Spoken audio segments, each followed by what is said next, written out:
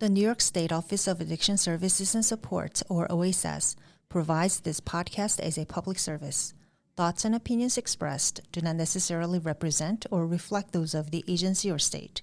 This is Addiction, the Next Step.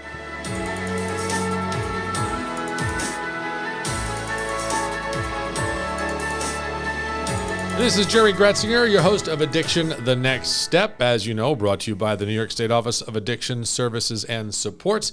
And we are here today in the studio to discuss what's being done to help young people. You know, we talked on a couple of different episodes about how some of the latest numbers are I guess, counterintuitive, right? So one of the numbers says that we have more and more young people who are dying from overdose. And that's obviously of concern. But then on the opposite side of things, we see that there are less people in the same age group who are being diagnosed with substance use disorder, okay? So we've got less young people who are having substance use disorder, but more are dying. And of course, one of the reasons that we see that happening is because of the presence of fentanyl. It's definitely a concern. So we want to talk about the services, the type of things that are out there for young people who could use these services and benefit from them. And to do that, we have Sam Koala in with us today. She's the Director of Youth, Young Adult, and Family Services here at OASAS. And Sam, thanks for sitting down with us. Thanks for having me. It's your first time on the podcast, right? It is. Nice to have you here. And, you know, so let me ask you first to talk more about what I just kind of explained there. You know, we've got these numbers that say more young people are dying from overdose, but fewer are being diagnosed with substance use disorder. And as I said, those things don't seem to really add up at first. Right. Yeah, like you said, it's very counterintuitive. And it speaks to, I think, in part, the volatility of the illicit drug supply, right? It's the fentanyl has creeped into not just opioids, but we also see it in the stimulant supply. And especially when we're talking about young folks, when there's experimentation going on, those are sometimes the substances that they're going to gravitate toward. And so oftentimes, you know, that's exactly what we're seeing is folks that wouldn't maybe come up on our radar or a provider's radar typically maybe wouldn't be flagged at their school for having substances on them or using on school grounds, but maybe on the weekends with their friends, a one-off time even. Right, and that's what we are seeing, right? People who, like you said, don't typically come up on the radar for being of concern or at risk for something like this, but they are going out, and I think we've said it probably quite a bit. People have probably heard it before, but kids in that experimental phase, as we say, doing it once, and that's all it takes. Right, and it's a scarier time than ever, really, for that adolescent age group and their families too, to try to be safe in a time where it's, like I said, harder than ever to be safe. Definitely harder than ever. So because of that, OASAS is trying to respond appropriately by working harder than ever to be able to get services and supports and assistance to the people who are looking for it. And that might be parents. It might be young people themselves, right? Right. So let's start there. What's being done right now to kind of be on the opposite side of this whole issue with fentanyl being out there so prevalently? Yeah, so one huge thing is the messaging around it, right? And trying to work with our providers, but also beyond, trying to partner with the school systems. And our prevention system within OASAS already does an incredible job of connecting with those schools. And so really having the education for young folks and their families around the drug supply, around harm reduction, how they can try to be a little bit safer, and really trying to put that messaging in terms that are going to be accessible to young people, right. And not using kind of the scare tactics of old, right? Because it is scary, and we want to really impress upon young folks that this can happen, an overdose can happen to anybody now. And you talk about we don't want to use scare tactics, and certainly we don't. But then there is that issue of reality. Right. I think some of those issues, some of those approaches in the past, kids are like, oh, please, I'm going to be fine. Yeah, I'll do it once or twice and it won't matter. But the reality is different today than before. Absolutely, 100%. So what can you discern from your conversations with young people? You talked about reaching out to schools and the partnerships with them, right? Is the message that we think people are getting, are they getting it? Are the young people understanding the severity of the situation, or do we still have work to do? I think there's still work to do.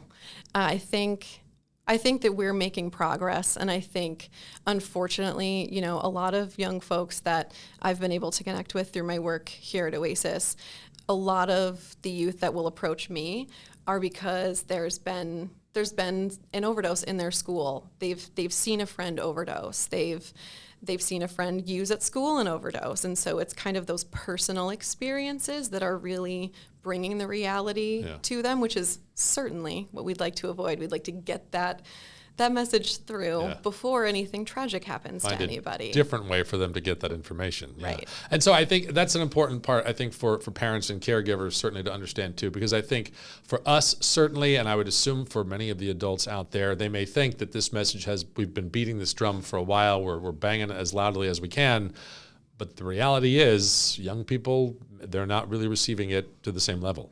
Right. Yeah. And I think especially for parents and families is keeping an open dialogue and trying to establish kind of a safe space for those conversations with their kids. If kids feel comfortable going to their families around issues they might be running into, or even just questions they have about substances, about maybe they have friends who are using and they're scared, having a trusted adult to go to who is knowledgeable around what the landscape looks like right now, that can make a world of difference. Yeah. All right, so I did mention before too about all the things OASAS is doing, right? So we talk about getting information out certainly and wanting those trusted adults to be able to advise and to just listen sometimes if that's what's needed. But what else? What other steps are we taking right now so we can really, assist that age group to successfully navigate through this time? Yeah, so we're doing a lot of work in our treatment system, really at every level of care right now. We've made a push for really specialized outpatient services because in the OASAS system, obviously, most people who are accessing our system are going to an outpatient program.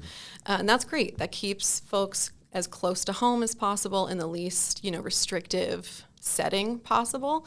And it's great in the OASAS system that, in theory, any provider can serve an adolescent.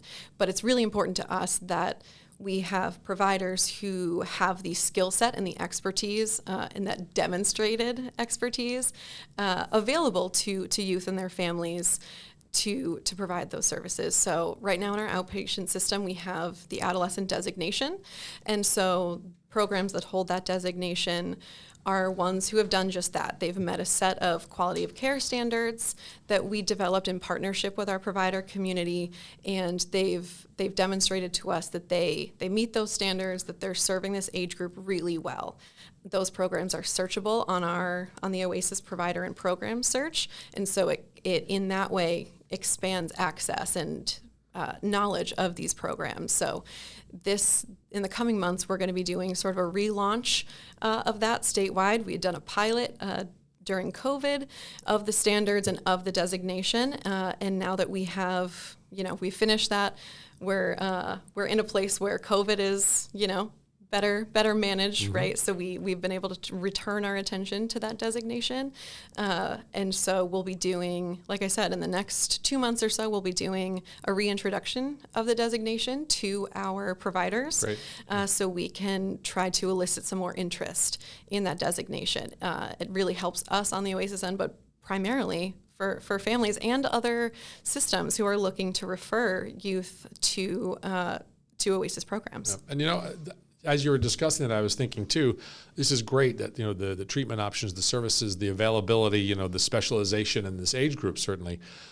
Talking to these caregivers, parents or otherwise, at what point, if you could make a recommendation, do you say to yourself or do you say to your child, you know what, I think we need to take a step in this direction. We need to discuss treatment. We need to discuss getting some assistance handling this.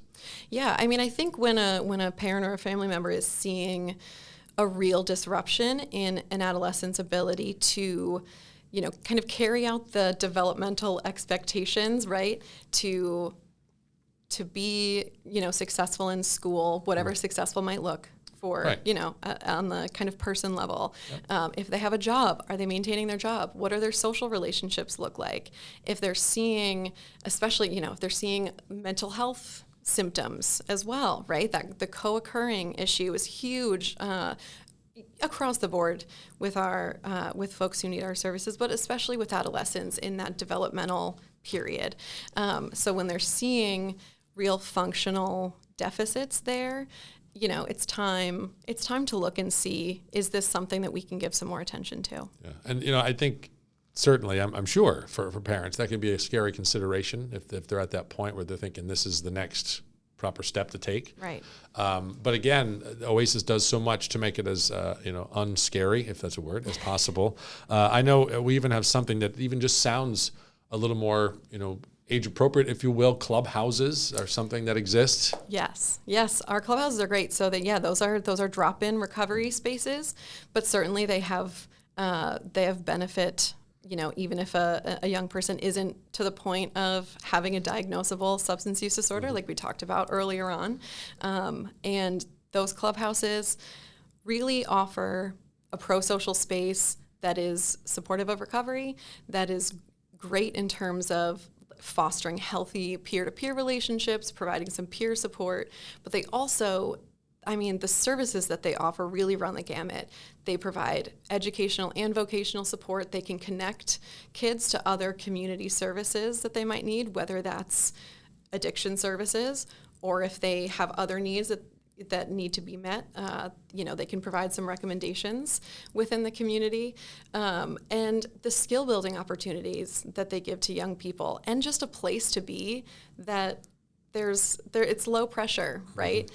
If you're willing to be collaborative, to have a good time, to have those peer-to-peer relationships, it's an open, welcome space. Yeah, and you mentioned the peer relationships. That's so important at any age group, but certainly for the young people that we're discussing. Absolutely.